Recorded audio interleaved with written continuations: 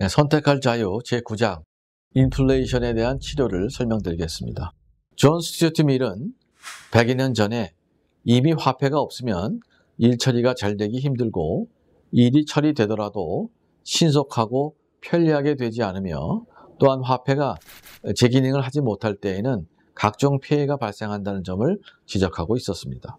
사실 화폐가 제 기능을 못할 때 화폐만큼 사회에 큰 해를 끼치는 것도 없습니다. 하루 동안 물가가 2배 또는 그 이상으로 뛰었던 제1차 세계대전 직후의 러시아와 독일에 있었던 초인플레이션 현상은 러시아는 공산주의 국가로 그리고 독일은 나치의 국가로 전락하도록 만들었습니다.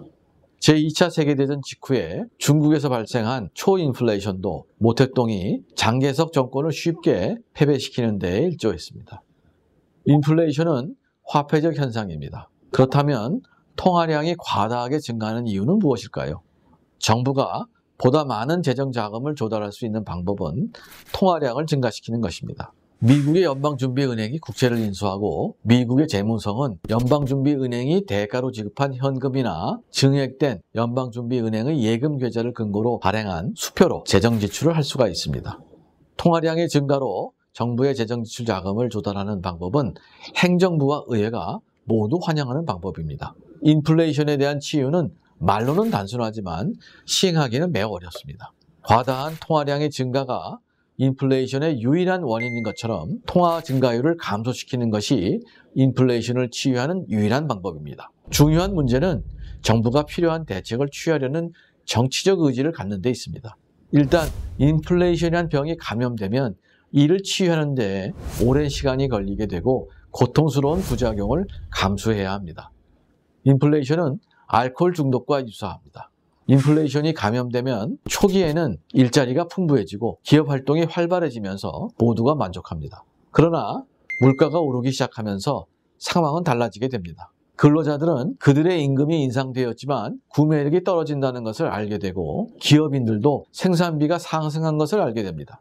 이제 인플레이션의 나쁜 효과가 드러나기 시작합니다. 물가는 오르지만 구매력은 떨어지면서 인플레이션과 경기 침체 현상이 나타나기 시작합니다. 알코올 중독자가 더 많은 알코올을 찾듯이 사람들은 더 많은 돈을 풀기를 원합니다. 알코올 중독의 치료 방법은 금주하는 길밖에 없습니다. 인플레이션의 치유 방법도 통화 증가율을 낮춤으로써 시작합니다. 통화 증가율을 낮추기 시작하면서 부작용도 나타나기 시작합니다. 경제 성장률이 떨어지고 실업이 증가합니다. 더욱이 일단 올라간 물가 수준이 대폭적으로 하락하지도 않습니다.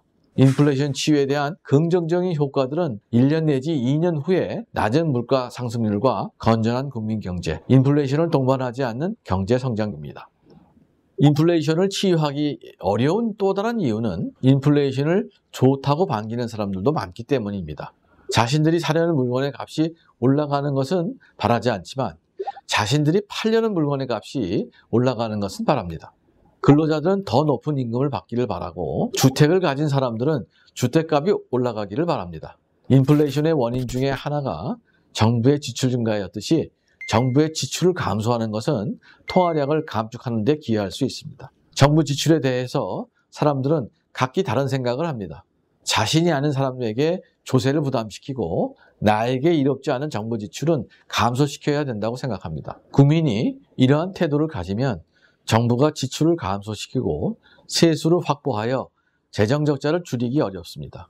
인플레이션을 수습하는 데의 부작용은 피할 수 없습니다. 결국 인플레이션을 치유하면서 일시적인 부작용을 감수할 것인가 아니면 영원히 높은 실업률에 시달릴 것인가를 선택하게 됩니다. 현명한 선택은 당연히 부작용을 감수하면서 인플레이션을 치유하는 것입니다.